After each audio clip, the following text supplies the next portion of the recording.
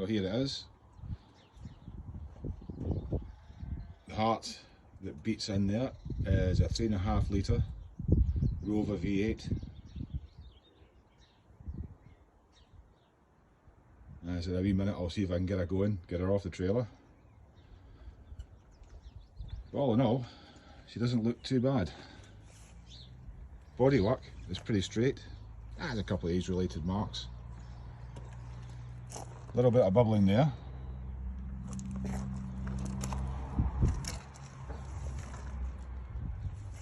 There's not, all the panels are nice and straight. Here's the bad bit, which is on there. You see daylight through there, and daylight through there. So that's all going to have to be reconstructed. It looks like somebody has tried to patch and they just scabbed over the top of it.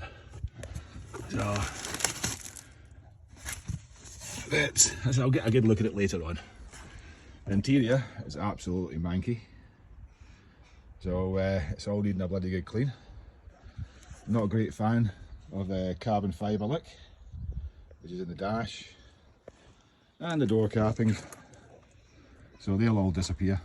We'll get walnut or something in there. But all in all, bodywork wise, apart from that bit under the dash, she is not too bad. Even the rain gutters are pretty good. And there's a tiny wee bit of bubbling in here, which hopefully we'll be able to kind of clear out.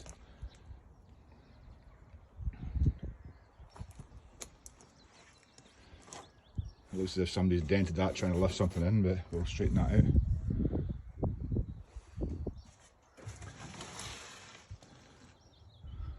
And I said the spare wheel well looks pretty good.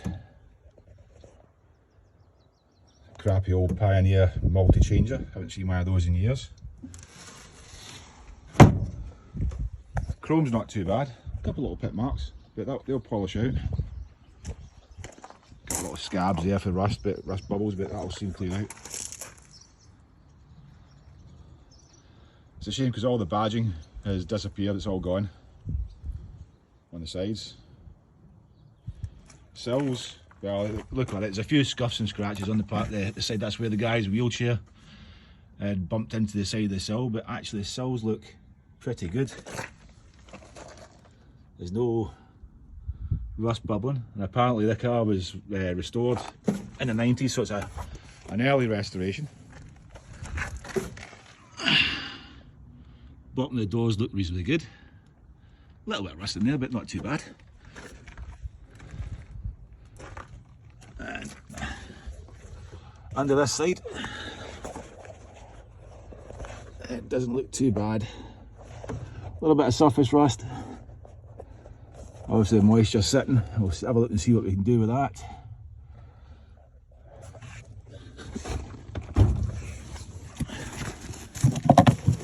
Under the carpet it's got some sort of weave on there, but it's hard to tell. You obviously can't see underneath it until we get it scraped off. It'll come out anyway because I've got big feet, so that'll all need to be cleared out so I can get my feet in.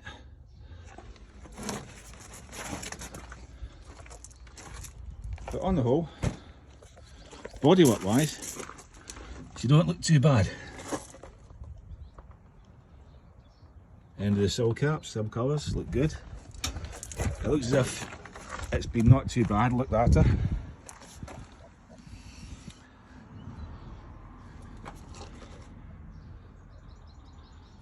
So, as I said, it doesn't look like the paintwork's been looked after, as in polished for quite a long time, but the fella had it for 4 years and he was disabled, so you can understand that. So, but I imagine it's looking kind of flat, but I imagine it'll buff up pretty good. Window rubbers look good. That's the outer seal's going to have to be replaced on the driver's door. But all in all, it doesn't look too bad. Now I've not I've not even tried to open the bastard roof yet, because with it being winter, I'm not brave enough to open it in case it doesn't close. But the carpets all seem dry, so it doesn't look as if it's leaking. The seats are dry, so maybe that's a good thing. As you can see, it's got the mini lights, not a great fan. So at some point the wife wants them gone and we'll put wires on probably. I'm not sure, because obviously this is my first MG, but it looks like it's got parabolic springs on.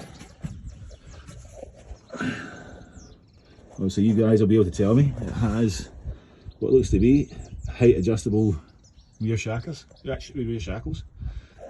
And the big one is stainless steel exhaust, and this is why it's so bloody loud, is it's a straight through pipe with a rear box. So again, that's going to have to be changed because I can't annoy the neighbours. So as much as I love the sound of it, it's going to have to be a nice burble rather than a, you know, an angry dog barking. But underneath, she actually doesn't look too bad. So it's on the trailer now, so it's easier to show. So the sills, nice and straight. No bubbly. Down the side, shackles, castle rails, a little bit of surface rust there. So again, it's just, we'll have a look at that, give it a poke and see what happens. But all in, the castle rail doesn't look too bad. Looks like there's a little bit on the floor there, which looks like it's going to need to be attended to. So again, it's where obviously there's been a leak. And it looks as if somebody's, there's a heat shield that's screwed to the bottom there for the exhaust. So it looks as if that little bit of floor is going to need to be looked at down at the footwell. Again, not a big deal, not a big issue. We'll have a look at the driver's side.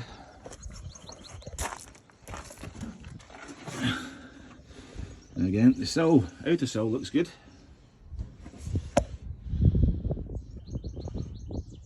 Castle rail doesn't look too bad.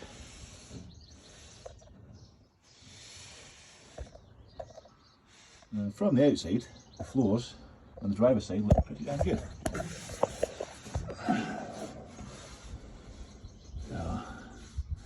So we'll have a look and see. I would say, looking at it, maybe the rear springs are probably needing done, or needing changed. Which again, it's not a big issue. A little bit of a bird's nest of pipe work for a fuel pump, which apparently is brand new. It's only been on a couple of weeks. So you obviously must have put it on to get it going so you could sell it. But all in all, she doesn't look too bad. And there's maybe the usual kind of rust up in there, but we'll have a look at that when it comes time to have a look at it. And there's the hand controls, which are made by, is it Jeff? I can get a good picture of that, I don't know. Focus your bugger. And that's it, Jeff Costling. Now, I'll disconnect all those, and hopefully I should be able to work the pedals pretty easily enough. And who knows, at a later date they might go on one of the sites to be sold, because apparently these are specifically for an MGB and they're specifically made. And there's the warning sign for the do not adjust your steering column, which I don't think it does adjust, but here it goes. Well, it does a wee bit. Apparently they're all set up for an MGB, so if there's any MGB owners out there that are a little bit dodgy on the legs or could do with hand controls, let me know. Message me in my inbox. I'll start up and I'll come back to you a wee bit later.